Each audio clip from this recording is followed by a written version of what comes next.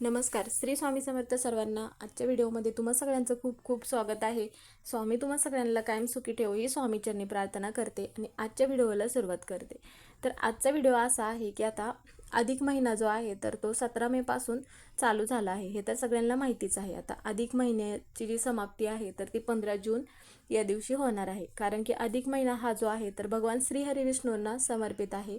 तर या महिन्यामध्ये भगवान श्री हरिविष्णूंची सेवा उपासना केल्यामुळे आपल्याला अक्षय पुण्याची प्राप्ती होते, त्याचप्रमाणे मोक्षाची प्राप्ती होते असे पण म्हटले जात आहे. तर आता हा अधिक महिना भगवान श्री हरिविष्णू यांना समर्पित आहे किंवा मग या महिन्यामध्ये त्यांची पूजा का केली जाते, तर अधिक मासामध्ये म्हणजेच की अशी केली जाते की मुख्य महिन्यांपैकी म्हणजे जे इतर 12 महिने असतात तर त्या महिन्यांपैकी हा जो महिना आहे तर तो आपल्याला अत्यंत पवित्र महिना म्हणून समजला जातो. कारण की अधिक मास हा जो आहे तर दुःखी आणि निराश झालेला असतो. त्यावेळी भगवान विष्णू म्हणाले की हे अधिक मास तू मला अत्यंत प्रिय असशील आणि तुझे नाव एक पुरुषोत्तम मास असेल जे माझेच नाव आहे आणि मी या महिन्याचा स्वामी असेन. त्यावेळी देवाने सांगितले की हा महिना इतर 12 महिन्यांपेक्षा वेगळ्या प्रकारे गणला जातो.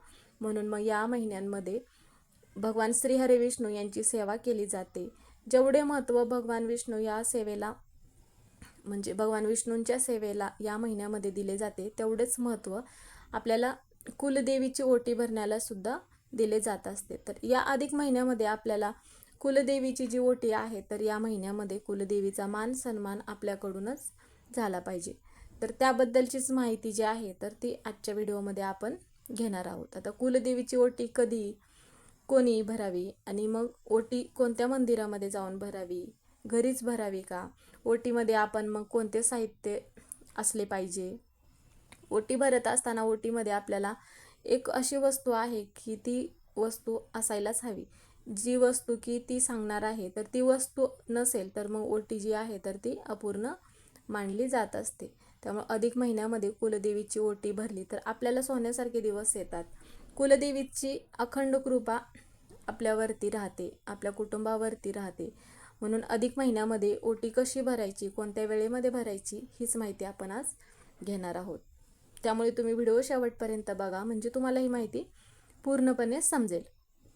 आता बरेच वेळा काय होतं की आपण आपल्यावरती म्हणा किंवा आपल्या कुटुंबावरती सदैव कुलदेवीची जी कृपा आहे तर ती कृपा राहावी म्हणून आपण बऱ्याच कुलदेवीचे जे सेवा आहेत त्या सेवा म्हणा किंवा मग मंत्र स्तोत्र आपण पठण करत असतो. तर अशा वेळेस आपल्याला काय करायचं आहे की ज्यावेळेस आपण ओटी भरणार आहोत तर त्यावेळेस पण आपल्याला आपल्या ज्याप्रमाणे कुलदेवीची आपण ओटी भरत असतो त्याचप्रमाणे आपल्या आईची पण ओटी आपल्याला भरणे तेवढेच महत्त्वाचे आहे. आता या महिन्यामध्ये देवीची ओटी भरणे म्हणजे तिच्या मातृत्वाला आशीर्वाद देणे आणि तिच्यातल्या मातृत्वाचा सन्मान करणे. आता यासाठी अधिक महिन्यामध्ये आपल्या स्वामिनीची ओटी जी आहे तर ती भरली जाते. आपल्याला अधिक महिना संपण्या अगोदरच ही जी ओटी आहे तर ती भरायची आहे. आता सगळ्यात महत्त्वाचं म्हणजे की तेवढंच महत्त्व आहे की कुलदेवीची ओटी भरायला सुद्धा आपण देत असतो. तेवढंच महत्त्व आपल्या जीवनातील सर्व प्रकारच्या गोष्टींना आपण महत्त्व देत असतो. आता काही घटना टाळण्यासाठी आपण मदत करत असतो. त्याचबरोबर आपल्या कुटुंबातील सर्व प्रकारच्या नकारात्मक ऊर्जेपासून दूर ठेवण्यास मदत करत असते. एवढेच नाही तर आपण अधिक महिन्यामध्ये जेव्हा आपल्या कुलदेवीची ओटी भरतो तेव्हा ही ओटी भरल्यामुळे आपल्या मनातील सर्व इच्छा मनोकामना ज्या पण काय असेल तर आपली कुलस्वामिनी जी आहे तर त्या इच्छा पूर्ण करत असते. म्हणून मग आपल्याला काय करायचं आहे, आपल्या कुळाचं, आपल्या घराचं, आपल्या कुटुंबाचं संरक्षण व्हावं म्हणून आपल्याला कुलदेवीची जी ओटी आहे तर ती भरायचं आहे. नकारात्मक ऊर्जेपासून वाईट गोष्टींपासून आपल्या कुटुंबातच ती संरक्षण करत असते. म्हणजेच की कुलदेवी आपलं संरक्षण करत असते. आता कुलदेवीची जी ओटी आहे तर या अधिक महिन्यामध्ये कोणत्या दिवशी भरावी किंवा कोणत्या दिवशी भरू नये तर त्याबद्दल म्हणजेच की आता अधिक महिना जो आहे तर तो सुरू झाल्यापासून म्हणजे की आत्तापर्यंत आता 15 जूनला हा महिना जो आहे तर तो संपणार आहे. तर ही ओटी आपल्याला भरण्यासाठी काय करायचं आहे, शुभ दिवस कोणता आहे तर तो म्हणजे मंगळवार, शुक्रवार शुभ दिवस आहे. पौर्णिमा किंवा अष्टमी या तिथींना जर आपण कुलदेवीची ओटी भरली तर ते खूप शुभ मानले जाते. परंतु त्यावेळी जर शक्य नसेल तुम्हाला तर मग अधिक महिन्यामध्ये तुम्ही कोणत्याही दिवशी ओटी भरू शकता. तर ही जी ओटी आहे तर ती ओटी कुठे भरायची आहे, तर त्यावेळेस आपल्याला काय करायचं आहे की ही ओटी भरत असताना आपण जर तुमच्या देवघरामध्ये टाक असेल, म्हणजेच की आता बऱ्याच वेळा काय होतं की प्रत्येकाच्या देवघरामध्ये टाक असेलच असे नाही, किंवा फोटो असेल कुलदेवीचा किंवा मूर्ती असेल तर तिथेच तुम्ही ही ओटी भरू शकता. किंवा तुम्ही घरामध्ये मंगल कलशाची स्थापना केलीच असेल, प्रत्येकाच्या देवघरामध्ये असतेच, तर तिथे पण तुम्ही ओटी भरू शकता. किंवा अधिक महिन्यामध्ये बघा बरेच जण आपल्या कुलदेवीला जात असतात, तर तिथे पण तुम्ही ही ओटी भरू शकता. आता अनारसे जे असतात तर त्याचा वाण आपल्या कुलदेवीला घेऊन जात असतात, आणि म्हणून जर तुम्ही या अधिक महिन्यामध्ये तुमच्या कुलदेवीला जाणार असाल तर तेव्हा मग तुम्ही ही ओटी जी आहे तर ही ओटी तिथे सुद्धा भरल्यात तरीही चालेल. आता यापैकी तुम्हाला जे शक्य होत असेल तर त्या ठिकाणी जाऊन तुम्ही ओटी भरायचं आहे. आता घराजवळ तुमच्या गावामध्ये जिथे कुठे देवीचं मंदिर असेल तर तिथे तुम्ही देवीच्या मंदिरामध्ये पण जाऊन, म्हणजेच की तिथे देवीला तुम्ही कुलदेवीचं रूप मानून तिची ओटी पण भरलात तरीही चालेल. म्हणजेच की ती देवी आपल्या कुलदेवीचं स्वरूप नसली तरी पण चालेल. म्हणजे आता समजा आपली कुलदेवी तुळजापूरची आई आहे, किंवा मग माहूरची रेणुका माता असेल, किंवा आपण ज्या मंदिरात जाणार आहोत आपल्या घराच्या जवळपासच्या, ते देवीचं मंदिर म्हणजे लक्ष्मीचं रूप असू शकतं. आता कालिका मातेचं रूप असू शकतं, किंवा मग इतर कोणतेही रूप असू शकतं. तर तिलाच आपल्या कुलदेवीचं स्वरूप मानायचं आहे आणि तिची ओटी मग तुम्ही भरायचं आहे. आता ओटी ही तुम्ही दिवसभरामध्ये कधीही भरू शकता, सकाळपासून ते संध्याकाळपर्यंत, जेव्हा केव्हा तुम्हाला वेळ असेल तेव्हा मग कुलदेवीची ओटी ही तुम्ही भरायचं आहे. कारण की कुलदेवीचं संरक्षण हे आपल्याला प्राप्त करून घ्यायचं असतं, आणि त्यासाठी आपल्याला अधिक महिन्यामध्ये कुलदेवीची ओटी भरायचं आहे.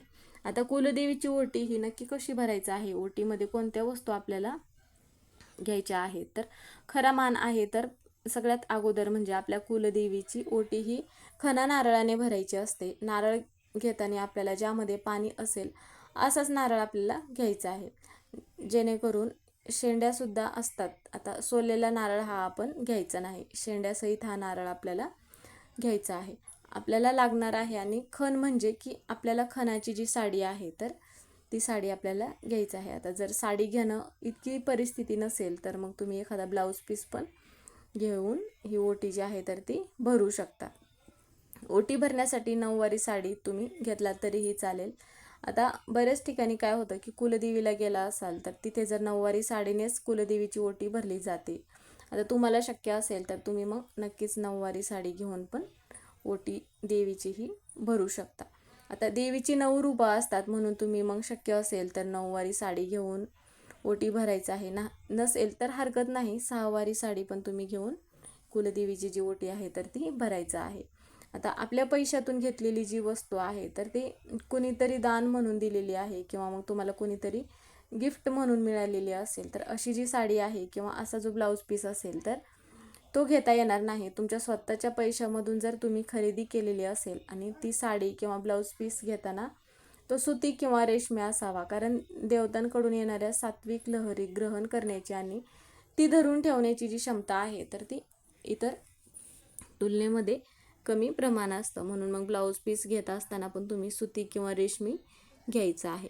ओटी भरण्यासाठी सगळ्यात महत्त्वाची गोष्ट म्हणजे ताट घ्यायचं आहे. ताटावरती तुम्हाला साडी किंवा ब्लाऊज पीस ठेवायचा आहे. त्या साडीवरती थोडेसे तांदूळ किंवा गहू अशा ह्या वस्तू आपल्याला ठेवायच्या आहेत. तांदळावरती मग नारळ ठेवायचा आहे. ज्या नारळामध्ये पाणी असेल असाच आपल्याला नारळ घ्यायचा आहे. नारळ जो आहे तर तो सोलायचा नाही, किंवा कोणत्याही प्रकारच्या शेंड्या वगैरे न काढता आपल्याला हा नारळ जो आहे तर तो देवीला, जे नारळाची जी शेंडी असते तर ते देवीकडे येईल अशा पद्धतीने हा ताटामध्ये आपल्याला नारळ ठेवायचा आहे. आणि याचबरोबर हळकुंड, जिला आपण अख्खी हळद असेही म्हणत असतो, किंवा लेकरवाळी हळद असेही आपण म्हणत असतो, तर एक अख्खं जे हळकुंड असतं तर ते घ्यायचं आहे. एक खारीक घ्यायचं आहे, बदाम, एक सुपारी, 1 रुपयाचं नाणं, म्हणजे या ज्या सगळ्या वस्तू आहेत तर या एका ताटामध्ये घेऊन आपल्याला 16 शृंगाराचा जो साजा असतो तर त्यामध्ये म्हणा की एवढं जर घेणं शक्य नाही झालं तर तुमच्याकडे ज्या वस्तू असतील त्या वस्तूने पण तुम्ही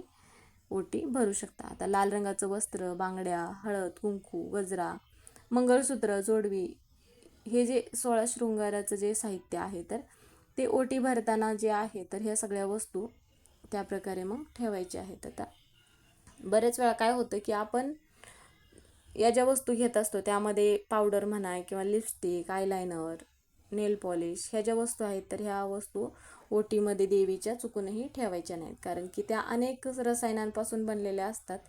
त्यामुळे मग इतर कुठल्याही वस्तू आपल्याला यामध्ये ओटीमध्ये ठेवायच्या नाहीत. या गोष्टीची एक आपल्याला काळजी घ्यायची आहे.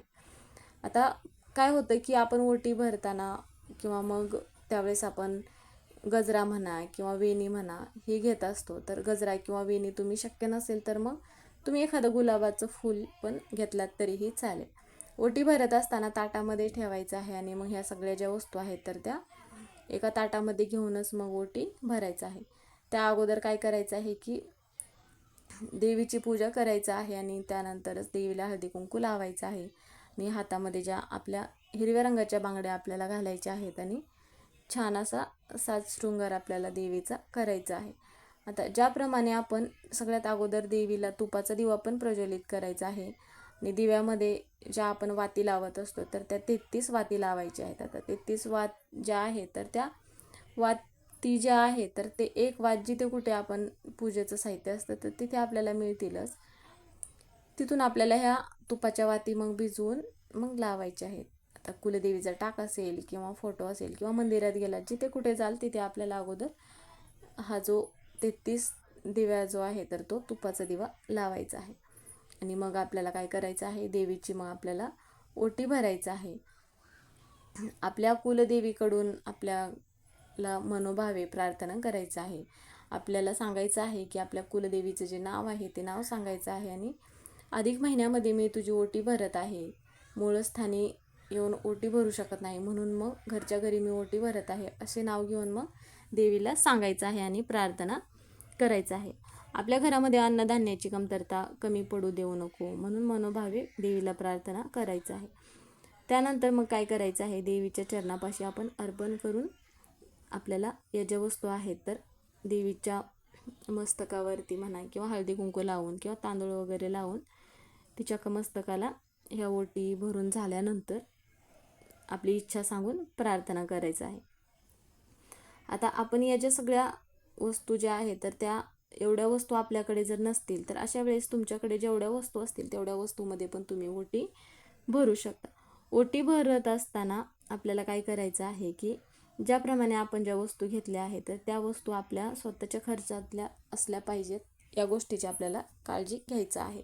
ह्या सगळ्या वस्तू आपल्याकडे असतील किंवा इतरांनी दिलेल्या वस्तू घेऊन आपल्याला आपल्या देवीची जी ओटी आहे तर ती ओटी चुकूनही भरायची नाही.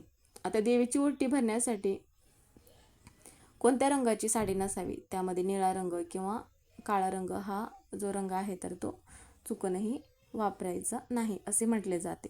त्यामुळे मग या दोनच वस्तू ज्या आहेत तर त्या ह्या दोन वस्तू वर्ज्य करायच्या आहेत आणि लाल रंग, शक्यतो हिरवा रंगच देवीसाठी लाल आणि हिरवा रंग हा वापरला जात असतो.